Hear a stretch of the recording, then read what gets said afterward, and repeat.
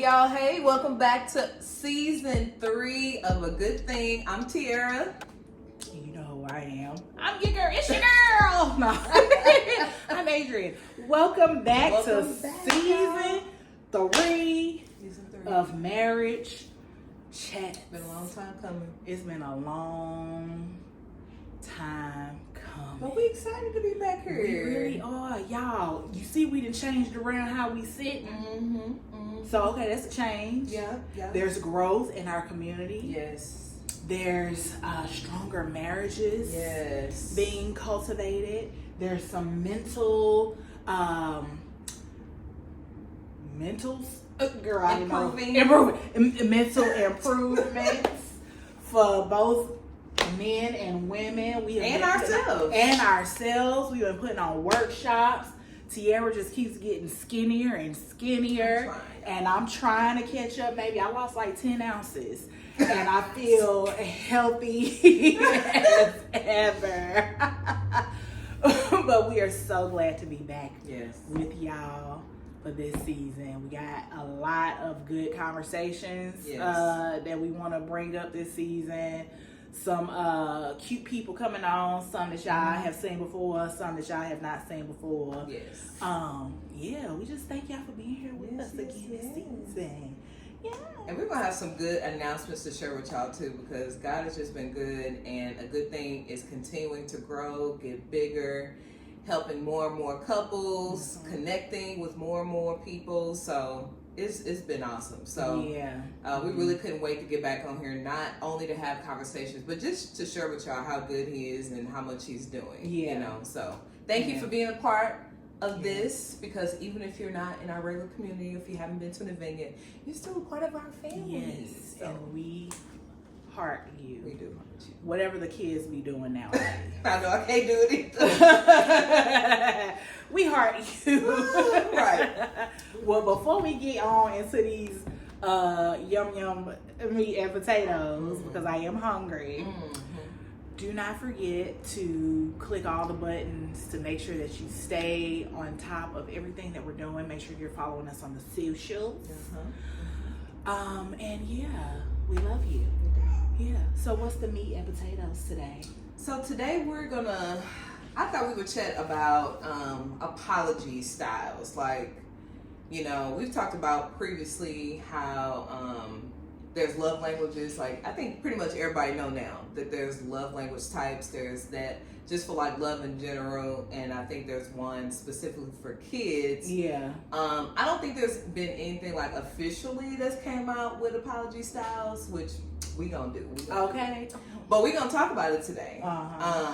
So, you know, I guess when I look at apology styles, I'm curious to see what you think, but I'm looking at it like how someone not only gives an apology, but how they receive an apology. And a lot of it, of course, is going to stem from, like, of course, how they was raised. What they seen in the household. Because some parents don't do the best with saying I'm sorry to their kids. That is that. So that's one thing that we have.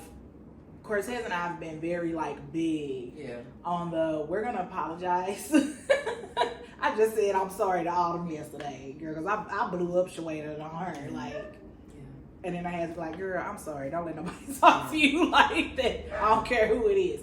But that's one thing that we do with both of the girls, because we don't want them growing up not being able to say, you know, I'm sorry, or feeling too prideful about saying I'm sorry. But we also want them to be humble when somebody apologizes to them too.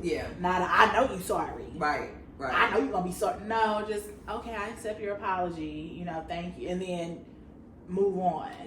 So that's what we're trying to teach them. And that's good. And it's good because they need to see like the humility in us. They need to see that we make mistakes. They need to see that it's okay to see my mommy or my daddy in this place to where they have to be like humble, and they can come to me and I can receive it, and I can have a healthy example of when someone does apologize to me, maybe even embrace them with love. And I know that's a whole thing too, because everybody don't know how to do that. Some people didn't always have that example from their parents too, about what it meant to embrace them with love. Like, okay, I'm sorry, and they actually give a hug and a kiss, and you know, no, it'll be like, oh, well, I'm sorry, and they go to your room because you're still soaking on the things. I'm sorry, you know, I'm sorry. Like, and I don't want to say like they weren't really sorry, they weren't genuine or anything, but it's almost like it just took a lot out of them to say it, and I don't know why that's so hard for people. But I think it's like a thing of pride, but also, like you said, if you weren't taught to like say I'm sorry, and like say I'm sorry because you reflected on what you did, to be, you know, like, oh, I'm apologetic about that, and then having a conversation, and some people are gonna be like, I'm sorry, and then stump off. It's like a 5-year-old. Like, they don't want to say they sorry because they hit somebody in the back of the head with a pencil. Like, you know, they don't want to say I'm sorry. Right. But they don't know, you know, the whole ways of, you know, saying I'm sorry and moving on and resolving the conflict. So I guess it's just a taught thing. You know, you really, because not that I was taught to apologize, like, you know, I'm sorry, but as I got older and I would hear stories of other people, I would be like, oh, okay, when I'm saying I'm sorry, let me think about what it is that I did and see where I was wrong, so that I can make sure I can come and I can apologize genuinely, to where I'm not like, you know, rolling my eyes. I want to genuinely be like, you know, not like I'm groveling sorry, but like just apologize, you know, for the wrong that I did, and then, you know, in hopes that you'll forgive me or we can move on, or, you know. So I wasn't taught to do that. I wasn't taught that as a child. I learned it growing up. But even still, like, sometimes, I'll be me and Cortez getting into it, and I'll be like, I don't want to say I'm sorry. Knowing good and darn well that I was wrong. And I do think, like, the Black community is good at, when it comes to kids, it might not be from the best place, but good at what you sorry for. Tell them what you're sorry for. So in one respect, it's like, okay, it's good because you want them to think about what did you actually do. You want them to process what you did, so that you can actually be at this humble place to say no, understand, and this person can receive it better. But I think once we get older, people don't do it as well. They don't do it as well anymore. Because people don't take accountability. That's one thing that I have really noticed. People don't want to take no accountability for nothing. And it's hard. Being accountable for your actions, that is like a check. It's not a whooping, but it's a check to yourself for you to be like, dang, did I do this? Oh man, I didn't, you know, want to come off like that or whatever. Like, I know I do it often, because I often put my foot in my mouth and I don't mean to. I'm just, you know, talking, and whatever comes up in my brain, it comes out my mouth. You know, I try to have a filter as much as I can, but, you know, I reflect and I'm like, oh dang, I probably shouldn't have said that. That probably, you know, came out wrong, or like, you know, so I can take accountability, you know, but other people the apologies from adults are hard to me. My opinion. Nah. So what do you think about the type of people who apologize by means of making amends, by action, by... Like, I know a lot of husbands do that. Because even my dad, like, I can still remember growing up, even if he had to whoop us, which wasn't very often, but if he did, he'd still make sure he come home with a bag of chips because he felt bad. You know? So, you know, some people may not automatically see that as genuine or whatever, like, oh, you're trying to buy they acceptance or love or whatever. But it's just a different type. Like, they don't maybe know how to communicate their feelings as well. Maybe they're not as emotional, whatever. Right. So they're just trying to do a kind gesture. Right. And I personally think it should still be accepted just the same. But at the same time, I do think people, you know, if you feel like you can see the opportunity that you do need to communicate, even if you had that struggle early because you didn't get it, you should still work. You should work towards it. Yeah. But I think too, because it can be flipped on the negative side too. Mm-hmm. A husband can punch his wife in the face and then come home and be like, here's some flowers because I'm sorry. Yeah. And so if you're teaching your kids that at a young age, like, I didn't whoop your butt and now here's some chips. Right. But there's no verbal explanation of, you know, look, I probably shouldn't have whooped you hard like that. Ain't no probably. I shouldn't have beat your ass like that. Excuse my French, but we're adults, right? I shouldn't have knocked you down like that. I shouldn't have. And I need to work on checking myself. Right.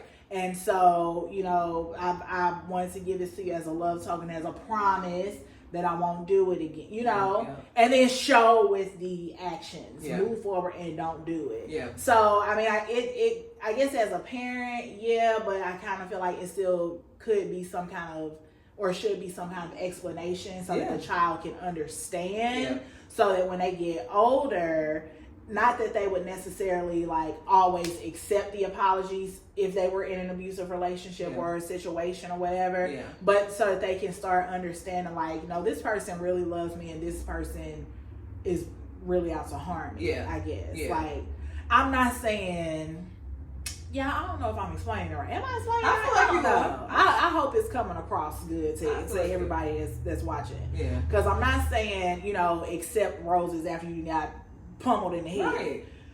Right. What I'm saying is, you know, the person that is giving things, or, you know, they need to show, like, nah, you are sorry. But also, if somebody hit you, please leave. Yeah. Please. One time is too many. Yep. One time is too many. Well, and then that takes into the other thing I was thinking about is not just talking about the action that you're doing into the apology, but what makes an apology a real apology is not doing it again. Not right. Like, if you're going to apologize for something, and this goes for, I mean, I know it's harder with children because they don't learn, and sometimes you have to tap on the butt, punch or whatever. Right. But when we talk about like grown adults here, we're talking about husband, wife, like, if I tell you that hurt me, because let's be real about it, there's always going to be a time when we hurt one another, when we hurt each other's feelings, where, you know, even if it's mistaking wise because of something we're still learning about them or didn't know, maybe they were sensitive to it, maybe it's my time of the month. And you said something where maybe last week it didn't bother me, but today it did. I didn't like that you used that cuss word. Yeah. I'm sorry. I just don't. Yeah. So, because my husband just said it to me yesterday, he was like, honey, I could be playing with you and use a cuss word, and the next minute you're like, you cursed at me? And I'm like, oh, okay. Did I? That's how I am with no. Look, you told me no.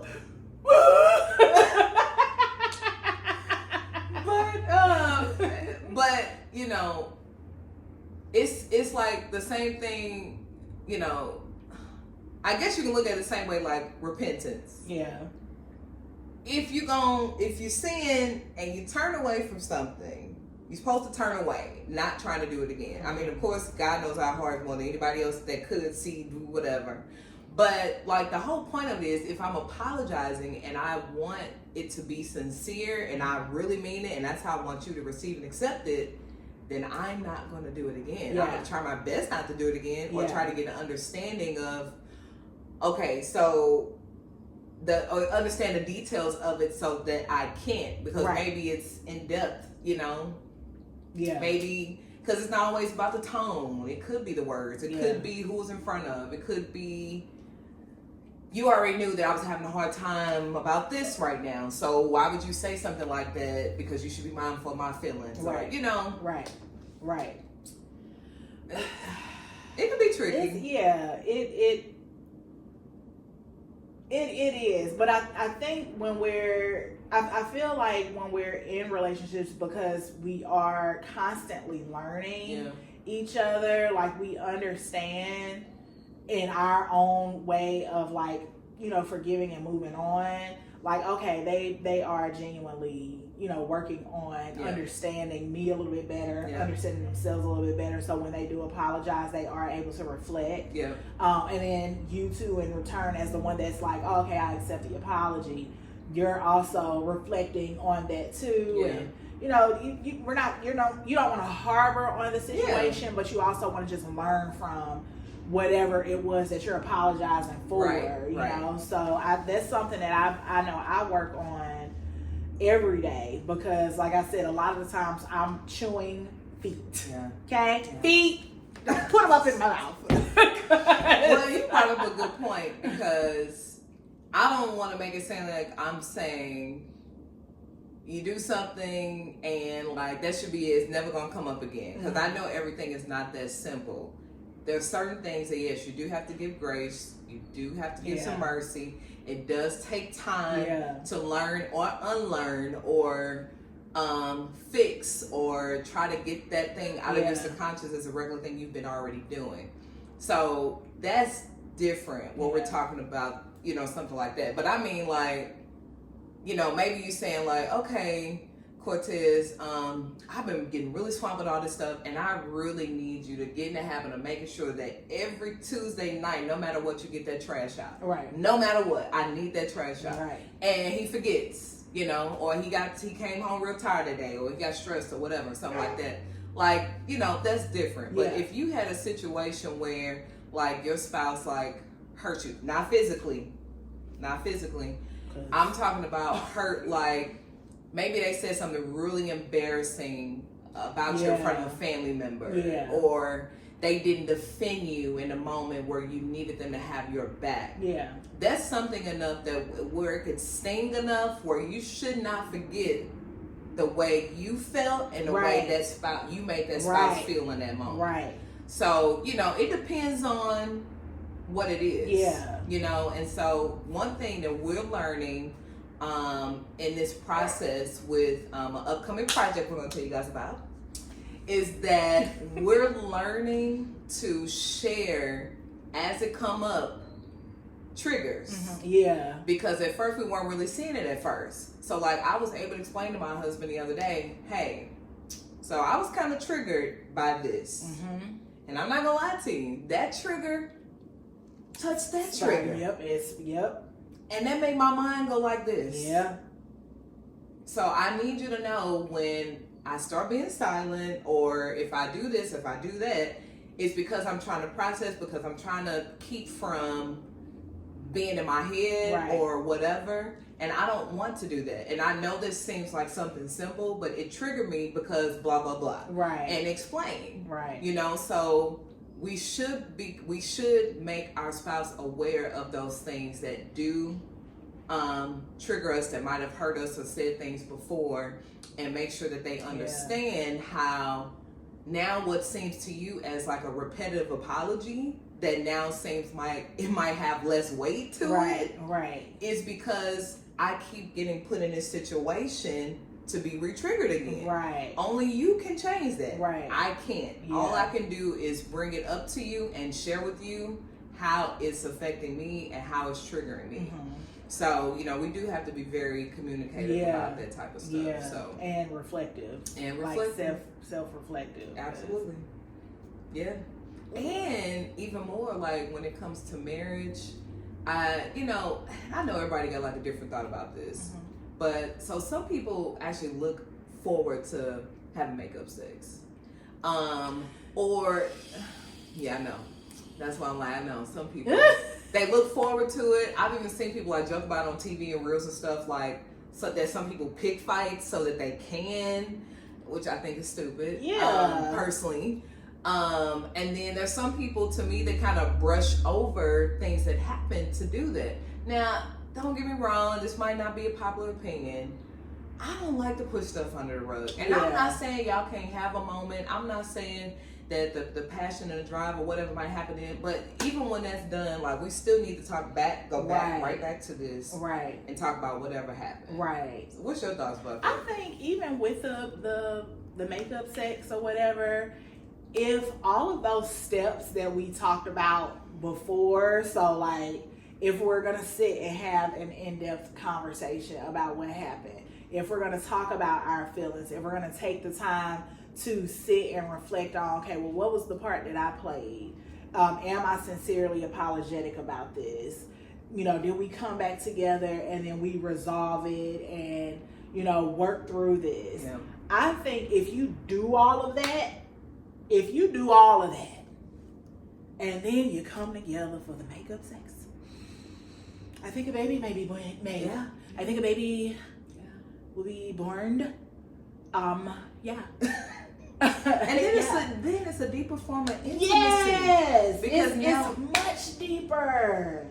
Because you don't have no problem watching you punch on each other.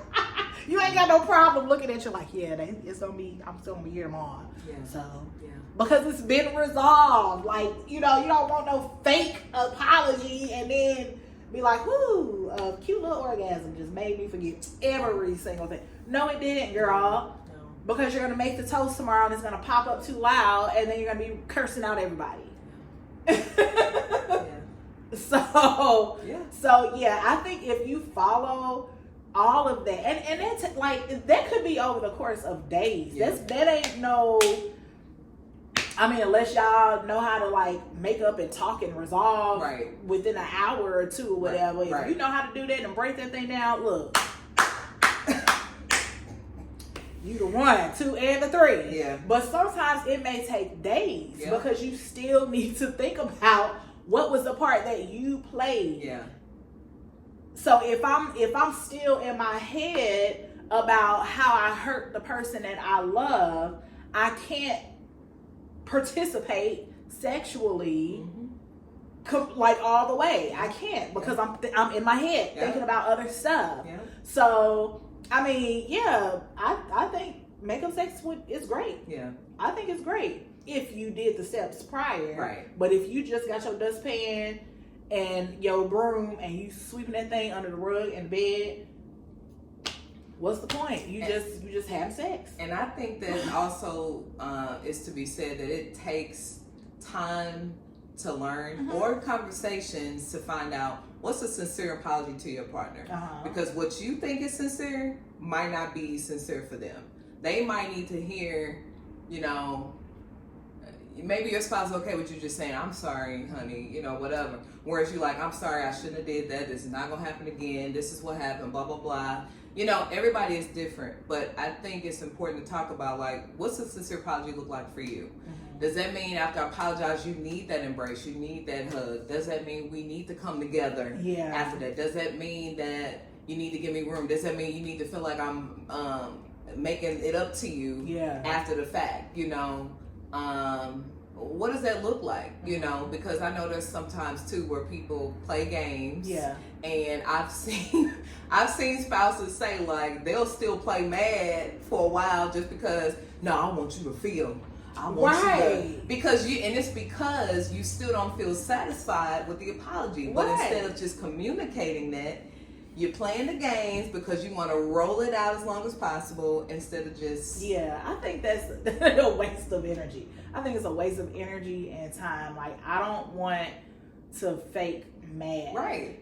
Because I want to see you grovel at my feet. To me, personally, that is degrading to your spouse. Yeah.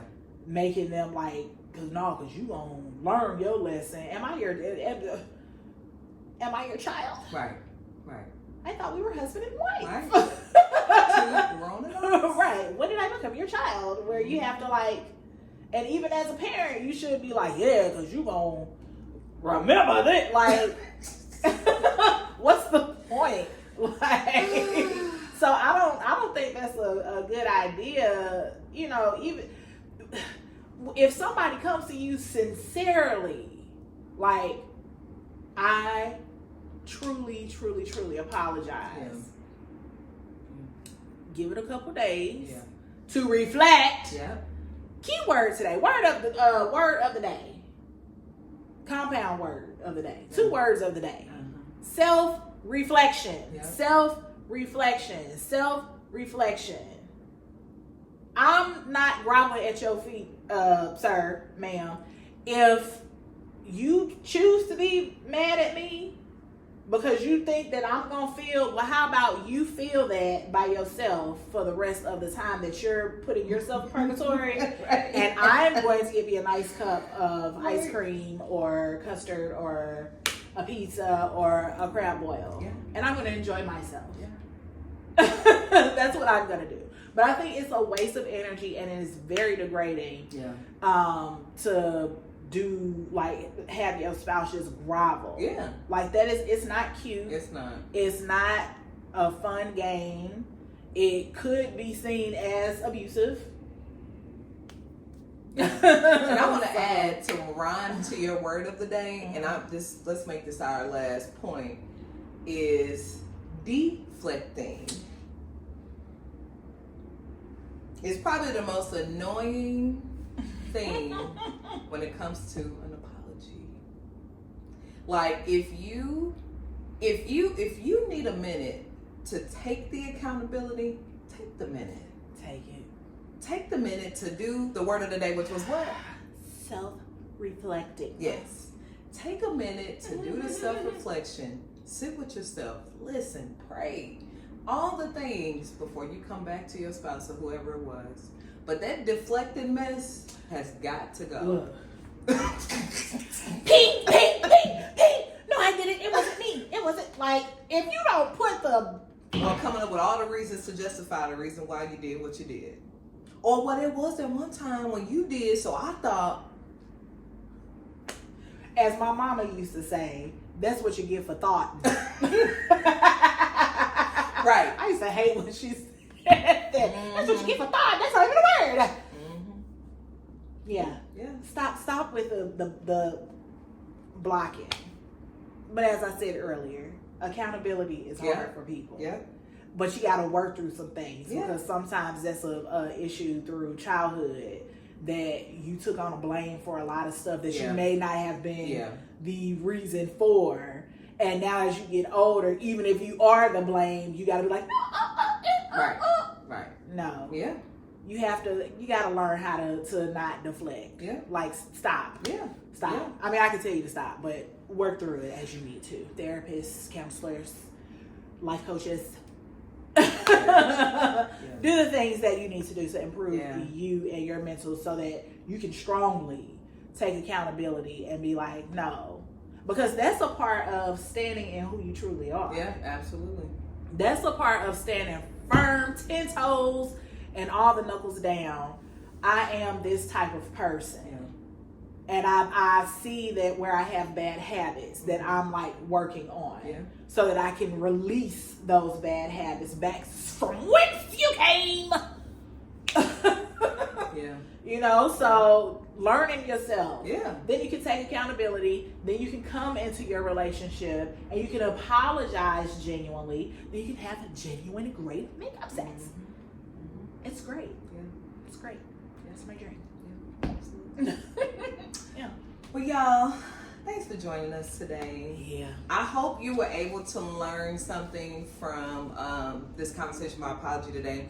Hopefully it stirs up some further conversation in your household, and you can self-reflect about maybe how you apologize or how you're teaching to apologize in your household with your children, with your spouse, and maybe working on getting better with that communication as well about what's needed. And just noticing the patterns within everyone and what's being carried over and how you want that to look moving forward. Because an apology can be a make and break in a relationship in someone's life. There's so many people carrying around pain, trauma, all the things just because they did not get an apology, they didn't feel accepted, they didn't they didn't hear what they needed to hear from the person who hurt them. So it seems like minor, but it's not. An apology can be very important. It can save a marriage. Yeah. Well, I think I'm going to add something new because you know we always say our little thing at the end, but I'm going to start saying this. If you need help or want help, help is there. You just got to look for it. Yeah. You just got to look for it. Yeah. But it's always there, okay? So don't forget, reach out to your local therapist, find a therapist. There's a bunch of different websites out there that can help you work through all of the things, all the triggers, all the stuff that you just need to just kind of work through within yourself, so that you can be healthy mentally and just as a whole person for yourself and for your whole family. So yeah. Well, that was a cute little conversation. Can't wait to do it again. Don't forget to hold on. Don't forget to. Well, she rushing. She trying to get somewhere. She's on the video. Don't forget to like, comment, and subscribe. Push all of the buttons so that you can be on top of everything that we're doing here over at the cute little house of a good thing. Like we always say, a good thing is not hard to find, but it takes work to keep it. Don't you forget it. Till next time, we'll see you next week. Bye. Bye.